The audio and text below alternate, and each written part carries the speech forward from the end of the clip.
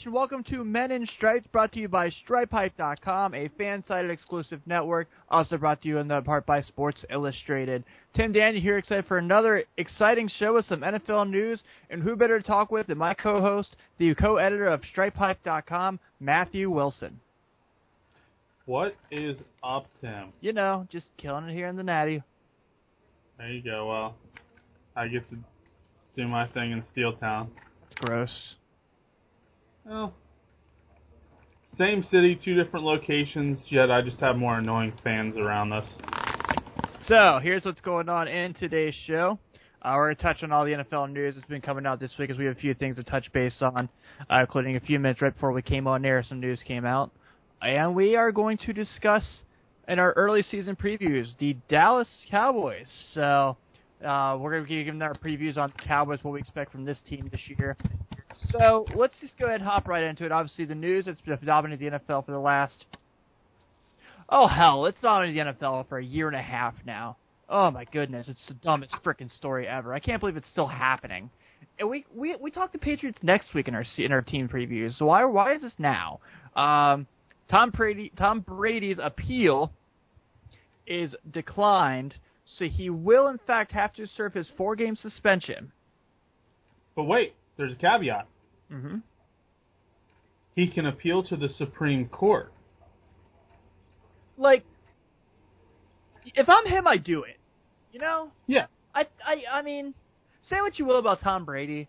The honest truth is this. Like, you know, I grew up a Tom Brady hater, but now that I've, watched him play and seen the amazing things he's done, I just respect him so much as a football player. I'm not 100% sure he's the best person, by all means, but literally, this is all a huge dilemma over breaking his personal cell phone and deflating footballs to be in his comfort level in his hand. Jonathan Vilma and Bountygate wasn't even this long of a debate. We now have Jim Haslett on our team. Dude, holy cow, we're getting towards the point where this is almost the same length as Michael Vick's dogfighting case. How unbelievably stupid is this? We're still having this talk over deflated frickin' footballs. And it's I understand that, you know, there's going to be those fans out there who are like, well, he's Tom Brady, he's a Patriot, he's definitely a cheater. And, I know what history shows with the Patriots, and I know we can go back to Spygate, and we can go point out a few things here and there as far as taking stuff, and that's fine, you know, that's okay. I can deal with you saying that. And this isn't even me being some diehard Tom Brady fan who says TB12 is the greatest of all time, because he's not even in my top 3. But what? Why? Why are we still having this whole dilemma? Why are we still having this case? It feels like to me, it feels like it's just Roger Goodell throwing on his power. Now it feels like it's a pissing contest between Tom Brady's crew, the Players Association, and Roger Goodell to say who has more power. It's so annoying. It's so stupid. I'm so tired of hearing about it. If they're just going to go ahead and say Tom Brady's going to serve this suspension because Roger Goodell says so, whatever. Okay, let's just get it done with. But quit making this case. Let's just get to it. Does the NFL really not want Tom Brady on the field over a smashed cell phone and over having some guys deflate some footballs? Do we ever forget that game was 38-0? They crushed Indianapolis. I'm trying so hard not to curse right now. I promise you that. But we also have to look at the fact that this has been turned in more than once. There were actually players who came out that said, listen, during the season we made mention of the fact the footballs felt a little light, and nothing was done about it. This was brought into the spotlight because it was a playoff game. However, I think if we're talking about the deflated footballs, Tom Brady very well could have gotten off with maybe a smack on the hand. He actually technically, if you want to go into the idea, and granted we're not talking deflated footballs is not against the law, it's just against the rule. But if you want to go into a court of law and say from a court of law standpoint, and this is coming from, of course, the knowledge of law here, if you break your cell phone and you do it accidentally, and I put that in quotes because, no offense, I don't think it was accidentally. And I don't think you would lose all your data because there's plenty of ways of transferring data nowadays and having backups on phones. However, he made every attempt to basically interfere with the investigation, and when you destroy evidence, that is actually a federal law that says you're not allowed to do that. So guess what? Don't destroy your cell phone. Don't do your best to basically make it impossible to access the data on that cell phone. Because if you accidentally break your cell phone, you accidentally drop your cell phone, that's one thing. And guess what? That data is retrievable by taking out any memory cards, taking out any circuit board. They have ways of getting around that. However, he basically had destroyed his cell phone to the point that all of that was destroyed. He did everything in his power to basically make sure that any evidence that was against him on his own phone was destroyed. Okay. That is where this penalty is coming from. It has nothing to do at this point with the deflated footballs. It has everything to do with the point that he interfered with the investigation. And if you would have suspended for that, I get that point. I see where you're coming from. I think what aggravates me most, like I said, I feel like it's a Roger Goodell power contest against the NFLPA. Eric Winston, what the hell are you, keep fighting for your boy, do your thing. We won't go into that part. But, what is the consistency in the NFL? So you're telling me Tom Brady smashes a cell phone to, hide some stuff he said about some guys and, some guys that he had try to help him out to compete in a football game. And this isn't, I'm not going to try to dig and do this whole thing here, here or there, but I just wish the NFL had consistency where, why is Brady getting 4 games for this when Ben Roethlisberger gets 2 games for sexual assault? Why is it that Le'Veon Bell gets 2 games for smoking pot and getting arrested with it? Tom Brady gets 4. And I know, I've named Steelers. I know. That's not what I'm getting at. Just bear with me here. Why is Tom Brady serving the same amount of time that Greg Hardy did for beating a woman? Where is this consistency? Who makes these damn rules on these suspensions? It doesn't make any sense to me. Vontaze Burfict is doing 3 games this year for a hit on Max Williams in Week 17 last year. Yep. That's on the field.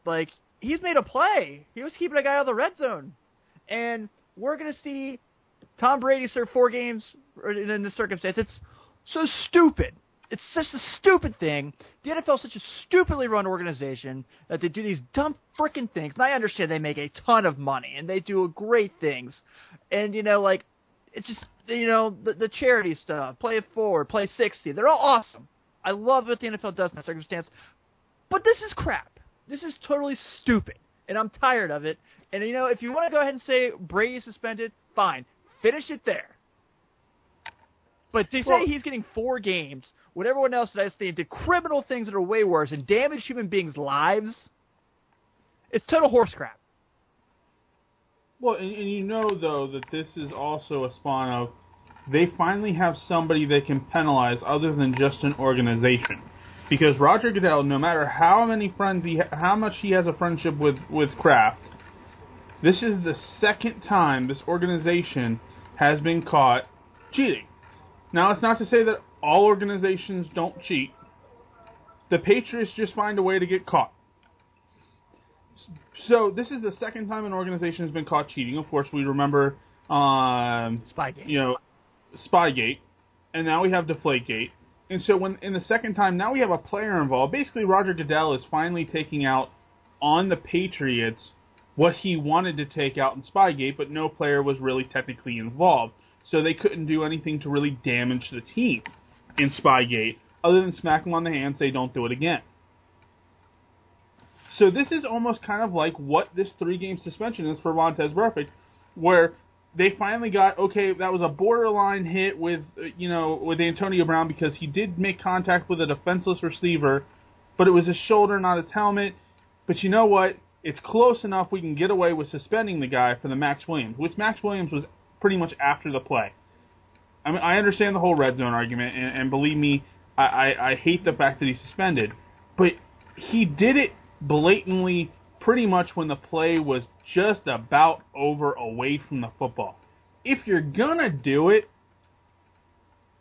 make it seem convincing, and he just did it just to do it. I mean, that was kind of a stupid move on Vontaze Burfict, and he was lucky he didn't get suspended for the playoffs.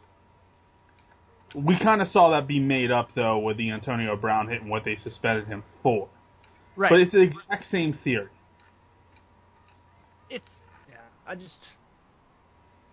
I think if the NFL had a little more consistency in their suspension bylaws, I wouldn't be as annoyed and pissed off by it.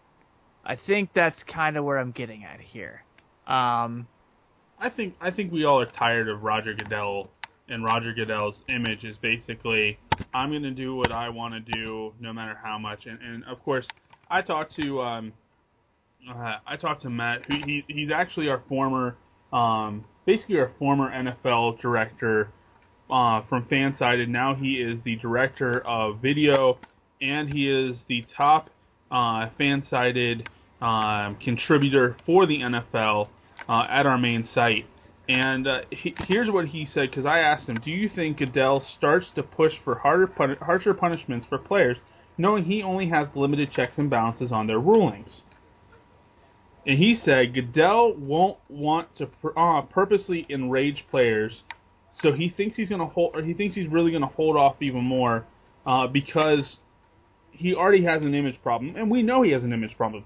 Both of us think he's a moron. Both of us think he's a complete and utter idiot who's ruining the game to a point in terms of suspensions and how he handles players. The NFL is making the most money that is ever made, and so the NFL owners have no reason to get rid of Goodell. So, all in all, I think Goodell, yes, he's the problem here. And we know that he's the problem here, but they're not going to do anything about it. They're making billions of dollars. They're making record revenue year after year. The owners are sitting there going, this is great. Why would I want to do anything about it? So in that circumstance, did the Patriots break the ratings record week 5 when Brady comes back? When they go to Cleveland? Yeah. I think they do too. I think that'll be the case. And then week 16 in Cincinnati on Sunday Night Football, when Vontaze gets his first taste of the Steelers, we'll break that record too. I truly believe that. Oh, I'm fully believing that too, and I think this is one thing that the NFL's licking its chops for still. They want this to happen. Yeah. So let's move on, because I think I'm already pissed off about the whole Tom Brady thing. So let's move to Von Miller, man. My boy Von Miller, he's finally going to get paid, and he's been a little out there more than I would hope some guys would be. But, I don't understand why it took so long to pay the man who won the Super Bowl for basically the Broncos in that game, which is outstanding. Not only won that game, he's Tom Brady's kryptonite. Going back to Brady earlier, that's the guy Brady can't beat is Von Miller. Go back and watch the AFC Championship game and just the things that Von Miller's doing in those games. Why is it that I would say he's, him, Kuechly, Burfict, I'd probably say the 3 best linebackers in the game. And that's not a discredit to any other linebacker in the NFL by any stretch of the matter. Why is it took so long for this guy to get his money? I don't care. If I have Von Miller on my team and he says, I want this much guaranteed because Luke Kuechly got that, hell yeah, Von Miller is getting that money from me. This is a guy that has earned it. Since he's been, the Broncos have been a consistent top-tier AFC team for a while now. He's played in 2 Super Bowls. I know we want to forget one of them, obviously. He was a Super Bowl MVP, and this is never about him not wanting to play for the Broncos. And I know people have tried to twist that, turn that crap there. This is about him trying to get what he feels he deserves compared to everyone in his position. So, with that being said, you can tell, yes, I am happy that Von Miller is back on the field. I am happy Von Miller is about to sign this deal for $70 million guaranteed. I think that okay, let's take the whole, I know where this is going to go. I'm going to stop now. Let's take the whole athletes are overpaid conversation out of here and just go athlete versus athlete instead of athlete versus modern society. Because I know there's always some jerk that has to go out there and be like, yeah, well, teachers don't make this, but athletes do this, work 16 days a year, and this, they only work for 3 hours a day. And shut up. Like, this isn't about that. This is just about, player versus player. I'm very happy for Von Miller, as I've mentioned. I'm glad he's going to get this pay that he has earned by the stature of the National Football League. By the way, I think you got a middle finger from my wife on the teacher thing. That's not how I meant it. Teachers deserve what they get. I'm just messing with you. More. That's what I meant there. But I'm talking athlete versus athlete. Well, athlete versus athlete. I mean, there's one thing obviously Von Miller has that Luke Kuechly doesn't. Well, at least he will have the first home game of the season, and that is the Super Bowl ring. Luke Kuechly doesn't have that. And Luke Kuechly, who had a chance to step up in a huge situation, if I'm not mistaken, a.k.a. the Super Bowl, didn't. In fact, I don't really remember Luke Kuechly really having a big impact in the Super Bowl last year. About as much as Demaryius Thomas did. So, for me, obviously Von Miller, overall, year to year, is a better player. Now, let's stop talking about what he's done. Let's talk about what he's going to do. He's going to lead this Broncos team. Number one, he is the emotional leader. He is the physical leader for this defense. He's the captain. And exactly. There's a reason he is the captain. He is only 27 years old. He still has at least 5 good years in him. At least. And if we want to go off of Carlos Dansby, who's been a decent player for pretty much later on in his career, he very well could have 7 to 8 years left in the tank before he really starts to hit a wall.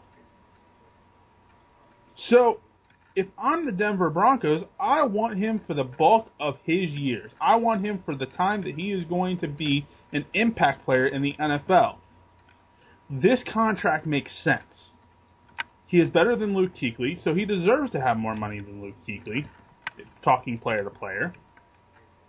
And ultimately, he is a much better presence and a captain of this team. That is one thing we don't talk about Luke Kuechly. He is not really a huge captain of the team. Now, granted, he's still a young player. He's an amazing talent. We're not saying that by any stretch. No. But at the same time, you don't catch him being the guy who's ramping up the team on the sidelines. You don't catch him being the guy who everybody rallies around. That's Cam Newton on the Panthers. Mm-hmm. And G-Reg. Yeah, and G-Reg.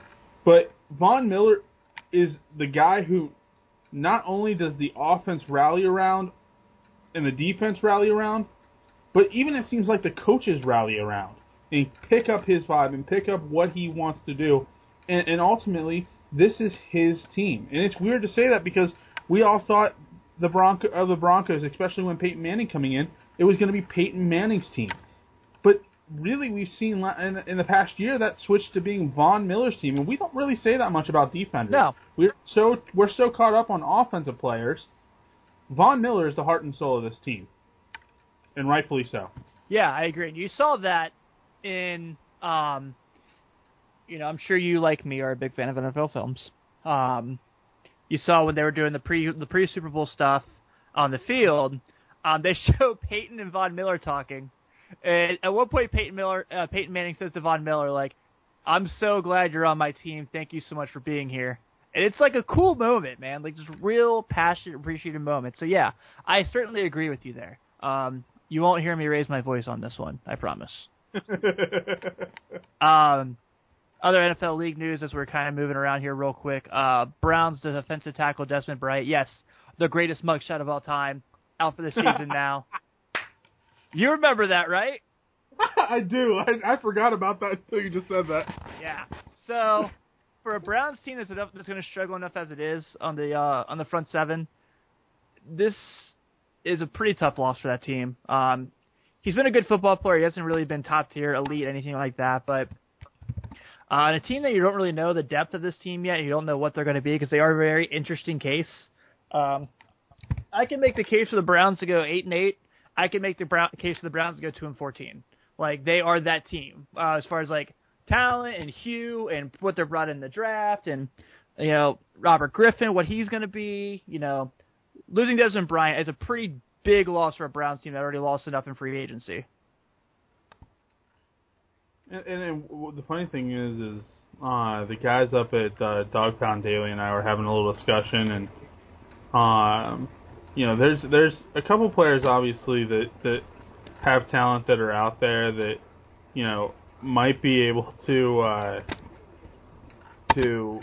fill in the gap. But the one thing that we talked a little bit about, and I know it's not going to happen, but this is really the only way he's going to get back into the NFL if he's not done with it. And granted, AJ Hawk has had a great career, and he made his living rushing the quarterback.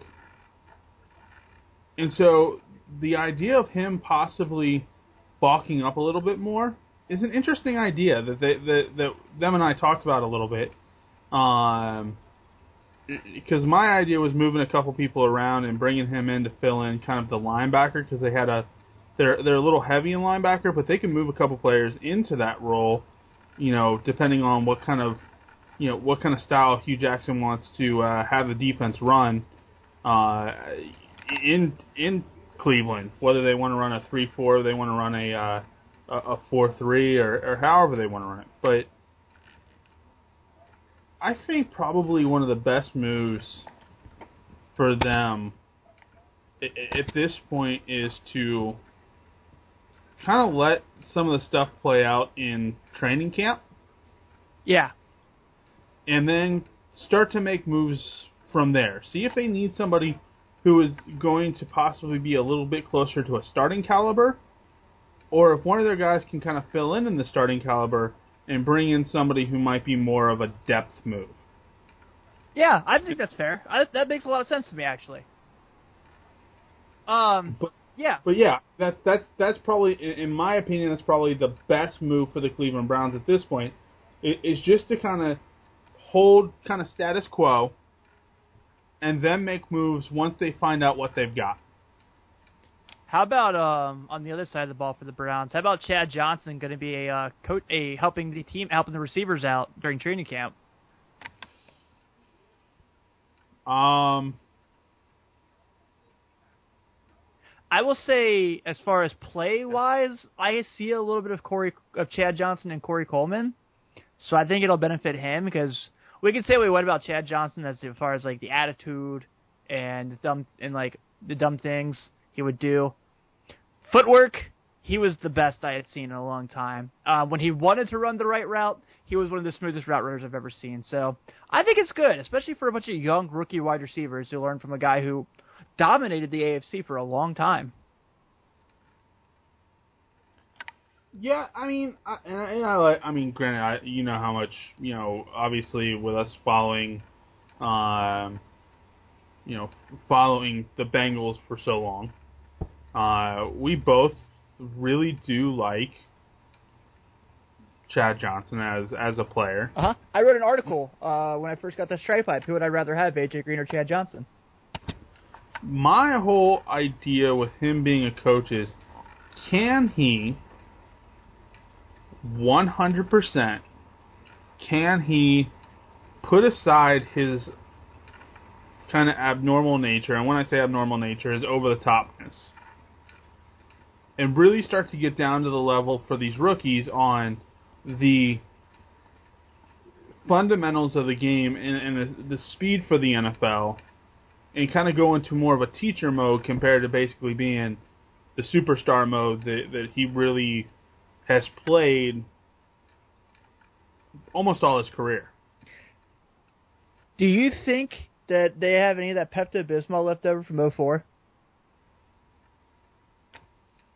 Didn't he use it all in his hair? No, he sent it to all the cornerbacks for the Browns, saying that after they're done playing against me, I'm going to have them sick to their stomach. You know, I think he at least should bring one bottle to camp. We should make a segment, like top 5 Chad Johnson moments, because that would be on there for me. Who can stop 85 and 05? Do you remember the list? I love the list.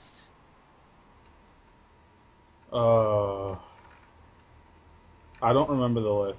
I hate to say that, but I don't remember the list. So in the 2005 season, which we all know is the Bengals 11-5 year, their first season in the playoffs, like that team was awesome. The start of the year, Chad Johnson had a list of cornerbacks he was matching up against on the opposing team, games 1 through 16, and it was a checklist. And it was called "Who Could Stop 85 in '05?" And if he had a better game than the corner, he checked no. If the corner beat him, he checked yes. It was a lot of fun, actually. Do you remember that was the year they played? Was it week 2 was the home opener? They played Minnesota, and Fred Smoot came at Chad Johnson saying, "There's no way you're going to get around me." First drive, Carson Palmer hit him for a 75-yard touchdown. It was it was fun. I really loved that 2005 team. I think I like last year's team more. I think I really enjoyed last year's team a little more. But that 05 team was fun. So yeah, sometime if we ever want to go back and do our our top Chad Johnson moments, I think that could be a fun segment. See, and here's the thing I'll ask you, and we'll play a Would You Rather, because you like the Would You Rather type articles. Yep. Would you rather have, as whether you want to call it a coaching intern under the whole program that the NFL has, would you rather have Chad Johnson, or would you rather have T.J. Houshmandzadeh? Chad Johnson. I honestly, truly believe, and I think that his tenure in Seattle, Baltimore, and Oakland showed that T.J. Houshmandzadeh, he surely 100% benefited off Chad Johnson. That was why T.J. Houshmandzadeh was successful. Well, I'm not doubting that. I think that T.J. was a decent route runner. I think T.J. had good hands. Don't get me wrong. He might be a little more football IQ better, but as far as wide receivers got to be athletic, man. They got to go out there and do make plays to keep the games alive. And I don't remember maybe in the Bengals history besides AJ Green, I don't remember anyone doing it better than Chad Johnson. Well, from the playing perspective, you're absolutely right. From a mentality perspective, from somebody who I think has a better coaching mentality, I'm on the other side of the fence there. I think I like T.J. Houshmandzadeh as a coach better than I like Chad Johnson. Again, going back to that whole superstar type atmosphere where Chad Johnson has the mentality of I'm the star. I just don't like how that transitions into coaching. What I do like is somebody who's been on both sides of the fence. Somebody who's seen hard times in the NFL and somebody who's seen great times in the NFL and has learned from both sides. And I like that aspect from T.J. Houshmandzadeh because he can really be an inspiration for these players going, listen, you can't hang your head when you miss a ball. You hang your head when you miss a ball, guess what? The next play that ball comes to you, your head's still down. You're not focused on the play. And I like that fact that he can bring both aspects of the game to these guys and to these young players. So I'm on the other side of the fence just from a maturity standpoint, from a coaching standpoint. As a player standpoint, I absolutely would rather have Chad Johnson. I think Chad Johnson is the better wide receiver of the two. Coaching, not so much. This has me thinking now that I've mentioned AJ and Chad and comparing him and things like that. This is just off the cuff here. What would you say is AJ Green's best play he's made in his Bengals career? His best play? Yeah, dude, you gotta think about if you put AJ Green's highlight reel on there, you have 5 years of just ridiculous freaking plays. Can you think of one?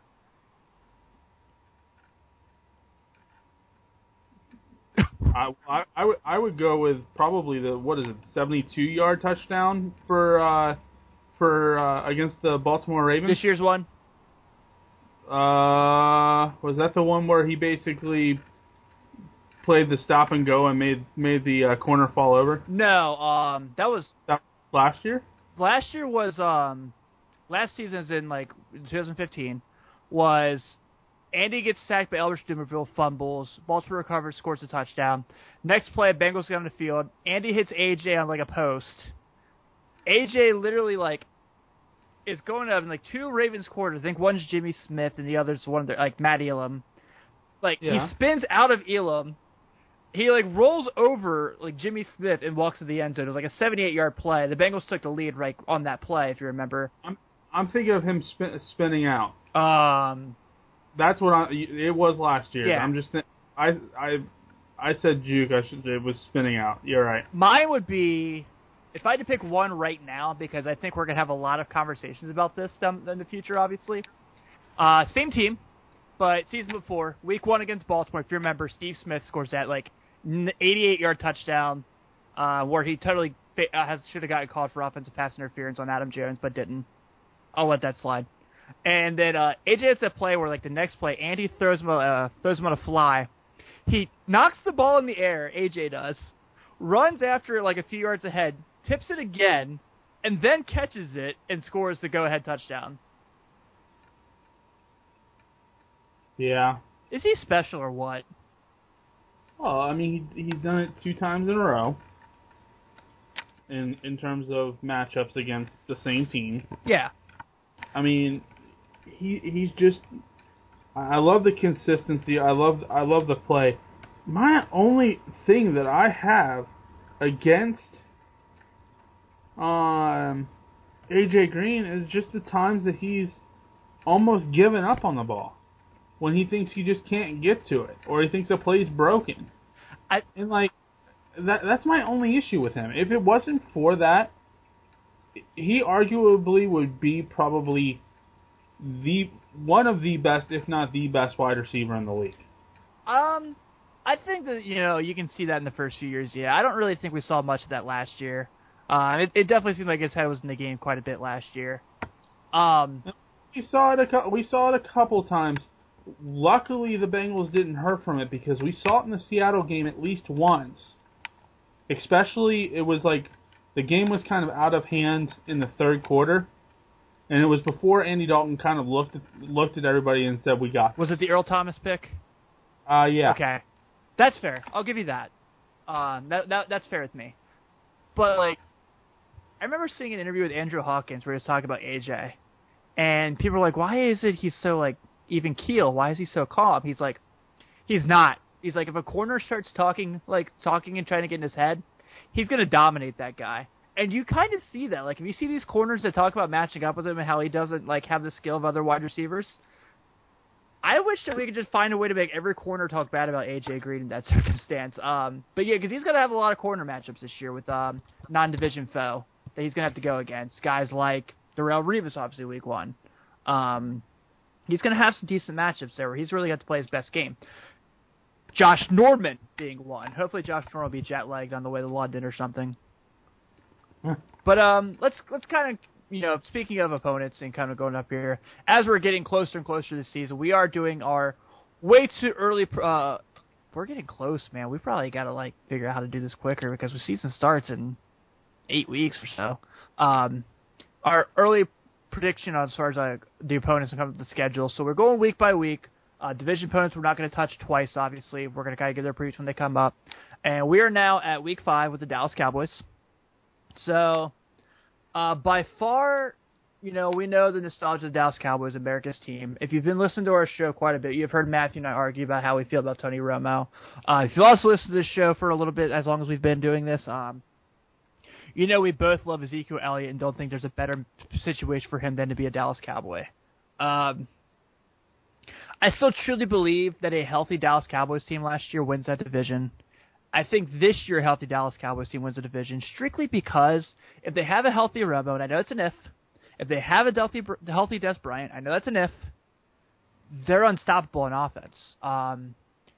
Jason Witten also needs to be healthy there. Terrence Williams has really developed into a pretty good second wide receiver. It doesn't really get talked about a lot.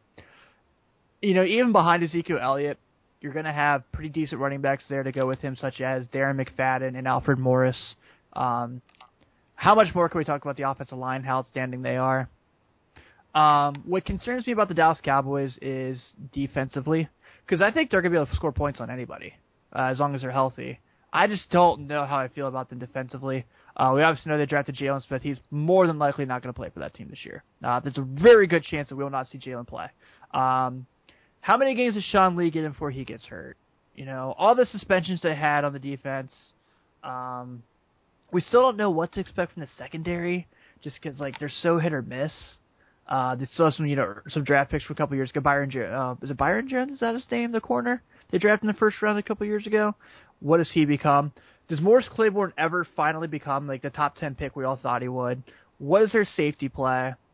Special teams wise, we know that they have a special kicker in Dan Bailey, who's done a lot of made a lot of game winning kicks. So we hope this game doesn't come down to the wire. But with all those negatives being said, Matthew, I still feel like if Tony Romo and Des Bryant are healthy, if Ezekiel Elliott can continue to successfully run behind a healthy offensive line with guys like Tyron Smith and Zach Barton, I still think they're better than Philly. I still think they're better than the Giants. And I still think they're better than the Redskins. 2 players you named. And I'll give you the average, and let me see if you can guess. I'll give you the combined age, and I'll see if you can guess who I'm talking about. That number is 70. I'm going to go Tony Romo and Jason Witten. You're right. Jason Witten is way over the hill in terms of tight ends in the capacity of what they're able to do. I like Jason Witten. I think he is on the much downside of his career. I don't think he can stay healthy for the whole entire year because I don't think his body's going to let him stay healthy the whole entire year. Tony Romo, same thing. He really hasn't been healthy. And the reason is because his body hasn't been really healthy for the past, 5 years? Fair to say? Right. So, we're at 36. His body is continuously wearing down, and this is science. This is health. This is medical. His body is continuously wearing down because at the end of the day, he's 36. He can't heal as fast as what he could when he was 25. And so what we're looking at is 2 guys who very, very well are basically at the end or at the tail end of their career. Jason Witten probably has this year, and he might actually retire. I give Heath all the credit in the world. He very well could have come back. He would have been welcome back. People wouldn't have second-guessed him. But the fact he stepped away and said, I want to go out basically with people remembering me on the top of my game. Jason Witten, we're not going to remember that. I disagree. Again, here's the thing. He's 34 years old, and if I remember correctly, his birthday is during the season, so before the season's over, he's going to be 35 years old. So we're looking at somebody who, again, I think he's at the tail end of his career. Well, that part, yes. I agree. And so I just don't see him staying healthy. Now, they have 3 things going for him.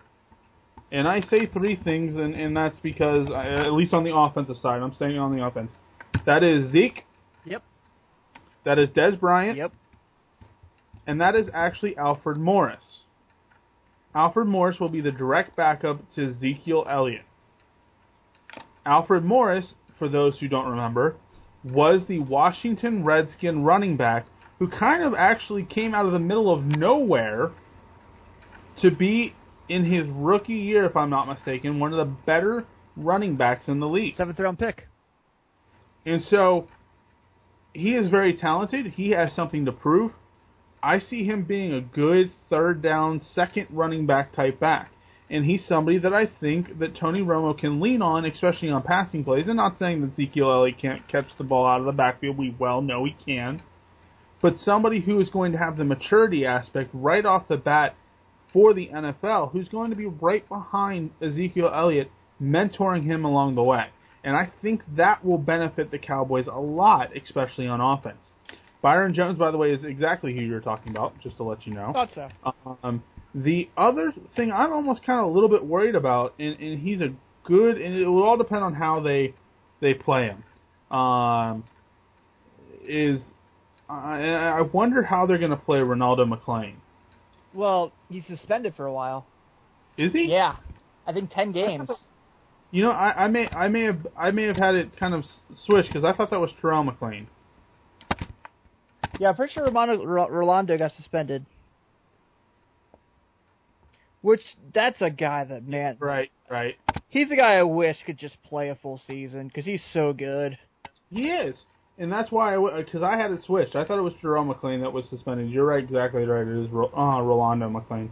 But he is incredibly talented. And it's going to be a huge loss to this defense because he's probably one of the better linebackers in the league, especially in the NFC side of the league. Now, the one guy who I am kind of interested to see on how he protects Tony Romo this year is basically one of your boys. That's Zach Martin. 2-time All-Pro in 2 years, Zach Martin? Yeah. Special player, man. Special player. So I'm looking forward to seeing what he's going to do. The other guy we've talked about, and again, it's going to depend on how he heals. I don't think he plays this year, but there again, we never know. He's made some strides in different ways, if I'm not mistaken, and we're talking about the same person because I'm terrible at remembering, obviously, and that's Jalen Smith. Mm-hmm. He is very talented. He's very special. The big question is going to be nerve damage. Can he overcome the nerve damage in his knee? I don't know. Like, I feel like I have an unfair advantage when I talk this, just because, I've been lucky enough to be around this kid. Yeah. If he's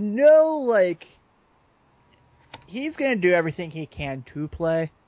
I don't think he plays this year. I know he's leaving the window open to say he's going to be ready for the playoffs. But even if he is, do you risk, a one-fall elimination? I don't think you do. It's not against Jalen. Obviously, I want to see him play in the NFL, and I want the world to be able to see the kid I saw at Notre Dame for years that just was special. Just the best kid I ever saw play there. Yeah. Just unbelievable talent, man. Like, just such a, I want the NFL to see that because, let's be honest. I understand that Notre Dame's a huge school. But if you don't like Notre Dame, you don't care to watch Notre Dame. So, and his one time he gets to play at a national level, well, not really one time, but the one time the world has all eyes on Jalen Smith, he gets hurt. So it's like, you following college football like I do know that the true best player in college football last year is probably Christian McCaffrey. Like the kid from Stanford who just all-around player did amazing things. Jalen Smith led a defense that held him to under 100 total yards. He went out the next game against Iowa and I think had 300 total yards by himself. Like, and he's a special kid, man. And he's just a kid that I just really hope the world gets to see how good he is. Yeah, I mean, and we talked about this. I think he's an incredibly special kid. Consistently looking at his videos that he kept posting between Twitter and Instagram were incredible. Because and Vine, by the way, because he was making strides that many people were sitting there talking about and saying, this kid is not going to be able to do this, and this so quickly, and that's the concern. And what did he do? He turned around and did this, and this within the next couple weeks. I mean, he is so driven, and that's what is very impressive about him. Yeah, I agree with you there, for sure, man. But yeah, I think, I don't know, man. I just don't love the NFC East. We've talked about this quite a few times. Like, I think the Eagles suck. I don't think that they're a competitive team. As much as I think Carson Wentz will do well in the NFL, no. The Giants are a one-trick pony on offense, as we've talked about a million times. Don't get me started on that again. I like the Redskins. Like, I think they have some special parts there. I think Kirk Cousins is a lot better than people give him credit for. I've mentioned that. I think Jordan Reed's a very good tight end.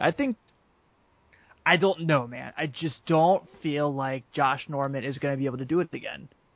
I don't know why. I don't have any statistical reasoning to say it. You guys can think I'm an idiot for saying that if you want. There's something about Josh Norman that doesn't make me feel like he sticks. Maybe it's the history of, star corner or something with the Redskins, i.e. Deion Sanders. Maybe it's the fact that, he came out of nowhere and he just played unbelievable last year. How the hell do you live up with that? I don't know. I don't feel like they're, the Skins are going to be... The Skins might be an 8-8 team, but I still think in this circumstance, I think the Cowboys are a 9-7 team. I just don't think that they'll beat the Bengals, even if it's at home. Well, and those who have been around Strike Pipe since, I started, and that was, 2.5 years ago, I really feel that Jay Gruden is an overrated offensive coach. And so for me, don't get me wrong, I like Jay Gruden. I think he's a great guy.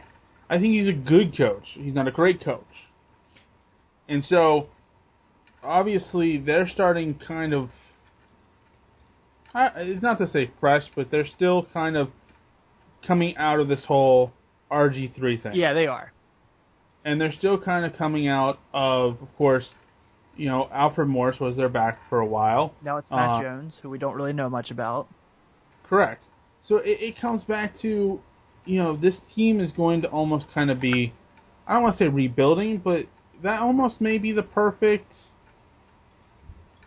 word to use here, because that offense has so many questions. And granted, of course, Jay Gruden decided, oh, well, I'm just going to follow what the Bengals did because that's the only system I know.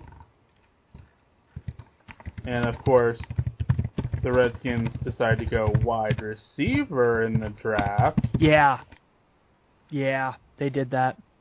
For anybody who knows me, I think it's a joke. And so, I know. I'm kind of like, Here's what, I mean, the thing about Jay Gruden, I 100% agree with you. If you remember those Dalton days, I still believe he was going to develop into something special. I was a lot more patient than most people. From your conversations, I feel like you were kind of in the same boat as me. Yep. If you remember those times, now if Andy Dalton goes out there and throws as many times as Jay Gruden wanted him to back then, I feel fine with that. But, do you remember those games where, they go out there and be like, hey, Andy, go throw the ball 57 times? It's like, why the hell are we doing this? Yeah. It was unbelievable. It was always, this deep post routes where, yeah. So, when Jay Gruden got hired to go to Washington, I was relieved. I was ready to drive him to the airport. Oh, you're going to take Jay Gruden from us, give him a promotion, and we're going to get Hugh Jackson to be our offensive coordinator? Oh, no way this will work out. But, of course... Oh, it did. Yeah, it absolutely did. And it's it was kind of one of those where, you went tear and, did the fake tear down your cheek. Can't have crying Jordan? Yeah, it's crying Jordan. Perfect. And granted, it was always funny, though, and this is the thing I do miss about, what is it, is it Sunday Night Football that's on ESPN? No, they have Monday night, NFL football. Sunday night. And it was always how John Gruden would always sit there and have the exclusives with his brother. And those two would always sit down and talk about, how special this team was. I miss those days just because it was a good laugh. Yeah, it was, man. But let's go back to the Redskins here for a second. I'm now curious. Now I want to talk about this because, it's very well documented the NFC East was not good last year. The division championship came down to a Week 16 game between the, at the time, I think 7-7 Philadelphia Eagles and the 7-7 Washington Redskins. If that tells you anything about what we were looking at with this division. And the Redskins won, they were definitely the better team than the Eagles. But when it came to go out there and beat better teams in the playoffs, they couldn't do it. And we saw that. They were 9-7. I think they had, 2 wins against teams above 500.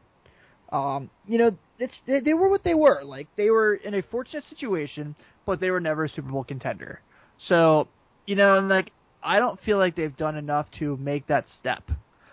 I think when we come to London in that Bengals-Redskins game, I think we're going to be talking about a Bengals team that's much better.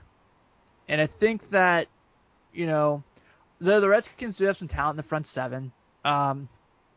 You say it's asinine they wouldn't grab the wide receiver, and I think that's fair.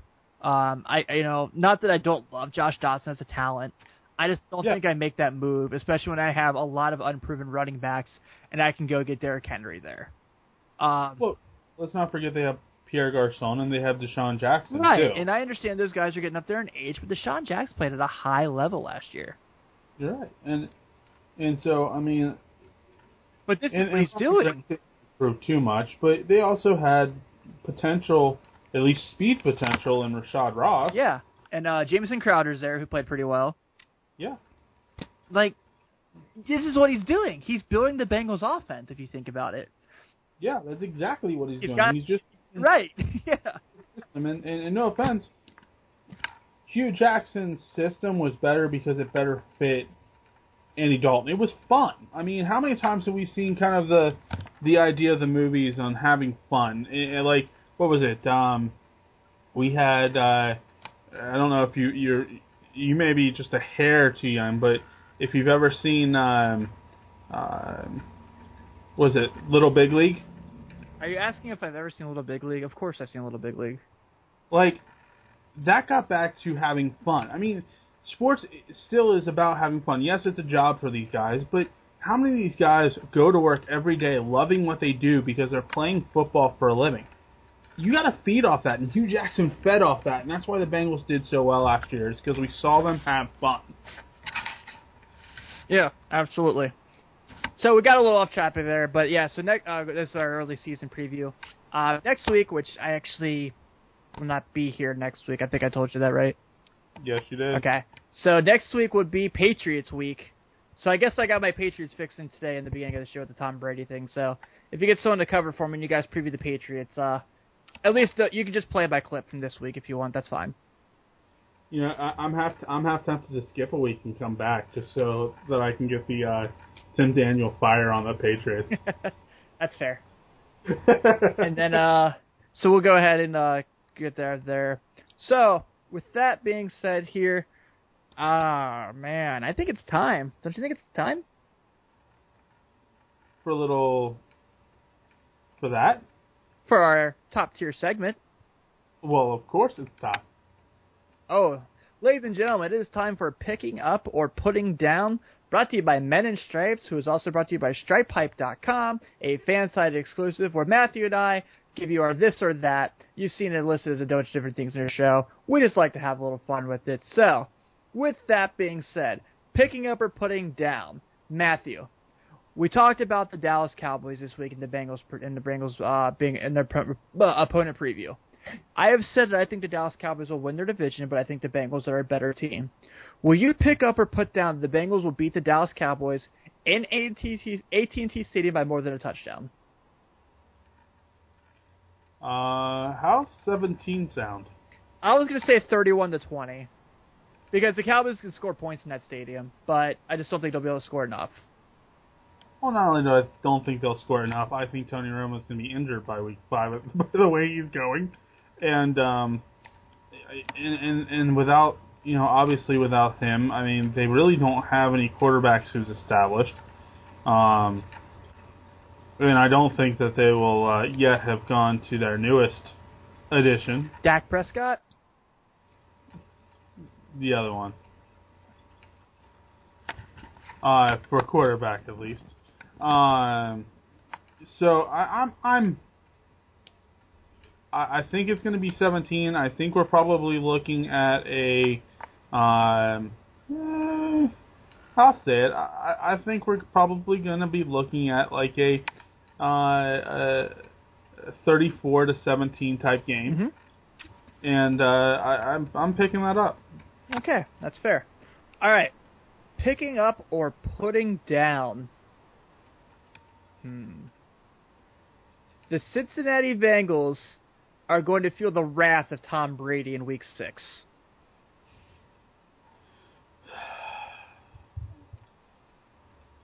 This is going to sound incredibly weird. I'm going to put this down. Reason I'm going to put this down is because I don't think he shakes the rust off yet. I mean, we saw last year how it took him time to get the rust off. He's had a lot of distractions with this consistent Deflategate. We've seen him early on after dealing with Deflategate last season. I'm gonna go off and say, listen, he's gonna be sitting 4 weeks while players are And Grant, sitting is kind of a weird term because he's not really going to be sitting. We know he's going to work out and try to keep himself in shape. But he's not going to be playing NFL football, and he can't really play NFL football with any of his teammates because of the suspension doesn't allow him to. So we're going to see him with a lot of rust, especially week 5. And week 6, I think the rust is still there. Now, it doesn't mean the team won't do something to try to make it better for him and make progress for him. But we're really looking at, this team, most likely after week 6, we're probably looking as either a 2-4 team or a 1-5 team. Because I don't have faith in Garoppolo. I'm sorry. I'm going to pick it up, man. I think that he's going to be rusty against Cleveland. And I think that he's going to work out his kinks. And it doesn't hurt that when he comes back, he has Julian Edelman, Danny Amendola, Rob Gronkowski, Scott Chandler. He's going to have LeGarrette Blount in the backfield, who is probably a middle-of-the-pack running back. That's fair to say. If Deion Lewis is healthy, that's going to be huge for the Patriots. And I think, they're one of the losses I predicted for the Bengals. Just because, if that game was at Paul Brown, I'd pick the Bengals to win. I won't even lie to you. But Foxborough scares the hell out of me. Because I feel like every time the Bengals go up there, they get their ass kicked. Well, and again, I understand he has, but I think you named probably 2 people that I would kind of fear a little bit. Obviously, Gronk. Yeah, he's kind of awesome. But, no offense, LeGarrette Blount doesn't have really anything to prove anymore. He's proven himself after the Steelers released him, he went to the Patriots and performed. Then everybody said, oh, well, you're not going to be able to play a complete season, you're not going to do well a complete season, and he did that last year. What is he really going to be stepping up for this year? And that's one thing that LeGarrette Blount has always had a problem with. If he doesn't have something to play for, and we saw this in Pittsburgh, if he doesn't have something to play for, he's a baby who's throwing a fit on the sideline saying, you know what, screw it, I'm going to the locker room. So you think that, if you think this is fine, I don't disagree with you at all. You think that if healthy, Deion Lewis would be the Patriots' #1 running back? Yes. I do too. I think he's just, he's a guy that, let's take the football out of it. He's a dude that's really easy to root for, man. Like, you live in Pitt, so you know what I'm talking about. Yeah, I like Deion Lewis. I think he's going to be the #1 running back. I don't think he's going to be any stretch of the imagination. I don't think he's going to be, a top 5 running back in the NFL. He probably will be a top 10. I'll give him that. But LeGarrette Blount, when he's not getting his way, and again, we saw this in Pittsburgh. He's a cancer. He is a distraction, and he is a cancer to that locker room. Go ahead. I just don't see, if he's not playing a 50-50 role in New England, I don't see him being happy. And when he's not happy, he's a cancer. Come to think of it, I'm trying to put this in my head because I'm thinking about all the guys Brady's played with and just in his career. Has he ever had a top tier running back? Is Kevin Falk the best running back he's ever had? Because those Randy Moss teams didn't have great running backs. Wait. Randy Moss team, if I remember correctly, had a decent running back, and he came from Cincinnati. Oh, he did have Corey Dillon, but Dill was not on the Randy Moss teams. He was on the last team to win the Super Bowl. That's right. Well, I thought. Yeah, that's right. And he got benched. Because, he's Corey Dillon, and he mouthed off at Tom Brady, and you don't do that. Well, you never do that, but then again, that was what? That was Tom Brady's first year, wasn't it? When he took over for Drew Bledsoe? No. I'm thinking distant. It was Sorry. it was the third Super Bowl that the Patriots won. I think it was the Eagles' year. They beat the year they beat the Eagles, and because I remember Dylan came to Cincinnati and scored like 3 touchdowns on us and just freaking like rubbed in our faces, and I just wanted to fight him. Not even gonna lie to you, I hated him. Oh God, like. You know, I respect that dude a lot because he had to play for a lot of terrible Bengal teams and still did great things. But he was a jerk. Like, let's just tell it as it is. Yeah. And I don't really care about athletes being jerks. I mean, like, hell, LeBron James is my favorite basketball player and people hate him. Loathe him. But like, and you know, like, I love people that hate players because they're arrogant. Like, I love those players. I love Michael Jordan because people hated him so much. So, yeah, like, Corey Dillon just rubbed me the wrong way. Like, he was that guy that, like, if he was on fire, I wouldn't spit on him. Yeah, I'm not allowed to go on there. That's true. You're not. So, all right, with that being said, on your installments of picking up or putting down this week, you got any? I have the fun one. Ooh, okay. So, if you've got another one, go right ahead. I have the fun one this week. Well, I had another non-football sports one, because like it's like the summer of the NBA apparently right now. Well, that's fine. We're still sports. Yeah. All right. Picking up or putting down. The big fundamental Tim Duncan retired this week after 19 years. Is he the greatest power forward of all time? I pick up. I won't even lie to you. Well, greatest power forward, greatest big man. I mean, he played pretty much every position but point guard. I mean, he did whatever you asked him to. I'll take even the position out of it. Do I think he's one of the best NBA players to ever play the game? And that's putting him up with Michael Jordan, with Magic Johnson, with Kareem Abdul-Jabbar? Absolutely. Do I think he's going to be a Hall of Famer and probably a first ballot Hall of Famer? Absolutely. This guy is incredible. I mean, I can't speak high enough of him. He's a guy who stuck in the same town, believed in what they were doing. Of course, he had Robinson in his early years to kind of mentor him. 2 titles with them, yeah. So, I mean, you're talking about a player who was the face of that franchise, even before we had, I'm going to blank on his name, the Frenchman. Tony Parker. Thank you. So before Parker, he was the face of that organization.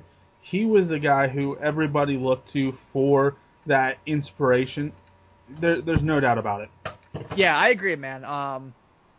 Here's the one thing I can say about Tim Duncan that you can't say about Steph Curry, that you can't say about Dirk, that you can't say about really any other player, Carmelo, anything. Tim Duncan was the one guy that for years had LeBron James figured out. Like, that was one guy LeBron couldn't get past.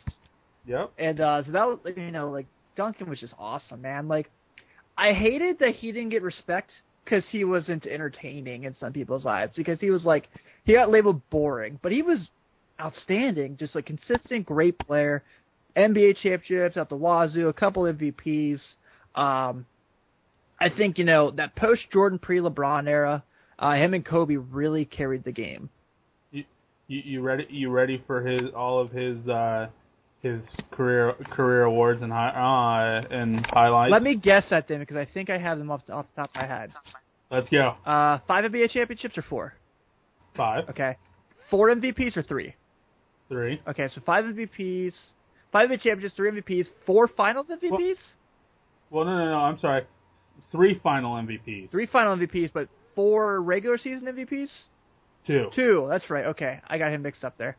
Was it 12-time All First Team NBA? 10. I had 10 right the first time. Oldest player to ever be First Team All NBA at 37 a couple years ago. Yep, 2013. And I want to say 3 rebound titles. Do I have that one? I don't have that one on my screen. So I couldn't tell you that one. Okay. But I do have, of course, as you said, 5 NBA championships, 3 NBA Finals MVPs, 2-time NBA Most Valuable Player, 15 NBA All-Star Player, He was also the NBA All-Star Game MVP in 2000, 10-time NBA First Team, 3-time NBA Second Team, 2-time NBA Third Team, 8-time NBA All-Defensive First Team, 7 All-Defensive Second Team, NBA Rookie of the Year. Oh, and by the way, in college, he also won the Wooden Award. He was 2-time ACC Player of the Year. And yes, he was also Sports Illustrated Sportsman of the Year in 2003 and a USA Basketball Male Athlete of the Year in 2003. The man was a beast. The man was awesome. Does he have a gold medal? I think he does. 2000 team, I think he was on. No, he has a bronze. That's right. He was on the Athens. Yeah, he was on the Athens team that just couldn't get it together. Nope. That was. He's won 2 FIBA golds and he's won bronze Goodwill games, but nope, he got gypped out of that one and ended up with bronze. Yeah, I'm still salty about that Athens team when it was like just him and LeBron James playing hard. Yeah. Well, that's because the rest of them thought they were the Harlem Globetrotters. Right, yeah. Like, Iverson was on that team, and I loved Iverson. Alrighty. Score points a game, you talk about practice? Alright. So, you had the fun one this week. What do we got? The fun one. And, of course, we all know at pop culture what's going on in the past, 4 days. And that is... Oh, yeah. Tim Daniel plays Pokemon Go. Picking up. So am I. Dude, I am, I wouldn't say I'm addicted because my buddies are, into it a lot more than I am. But I definitely, I'm guilty of walking around my neighborhood from time to time and pulling my phone out to see if anyone's around. I am guilty. I haven't got to the point where, oh, that church over there's a Pokemon stop. I need to go over there. But I enjoy it. I think it's fun, and it's a really cool thing that they're doing. And, I'm blown away by how many people are mad about it, because it's shit, with everything going on in the world, can we just have some fun? I know, right? Yeah. By the way, because this came out only a couple hours ago, our condolences right now go out to all the families who are being affected by the Nice-France attack. We don't know, of course, what type of attack at this point. 70 people at this point have been reported to have passed, over 100 people injured. So our condolences to those people over there, dealing still even from the Paris terror attacks. Another blow to those guys over there, and it happened to be at a very popular tourist place because it is right on the beach and it is I don't want to call it a resort town, but it is a vacation town over there in France. Yeah, I wasn't even aware of that till just now. I found out about it about an hour and a half ago. So, believe me, I was like, wait, what? And I had to look it up. So, I always hate ending things, of course, on a bad note. So, I will say I do have Pikachu. So, I have Pikachu. I haven't really done much with Pikachu, so, but, yeah, I'm like you. When I'm going places, I'll look for them, but I'm not specifically going out of my way to walk 5 miles to every Pokestop and back rows to see, oh look, there happens to be Charmander over there.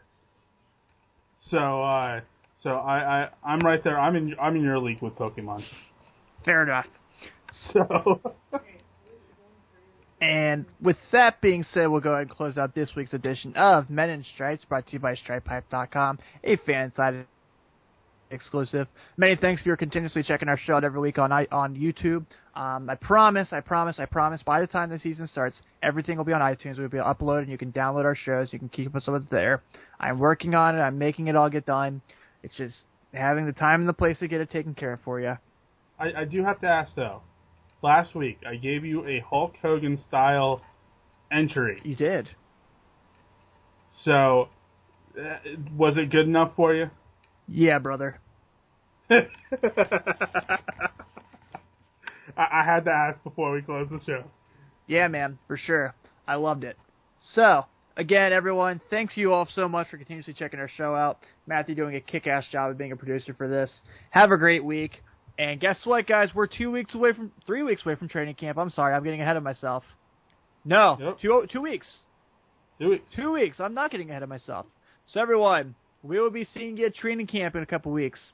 And hoo-day! Hoo-day!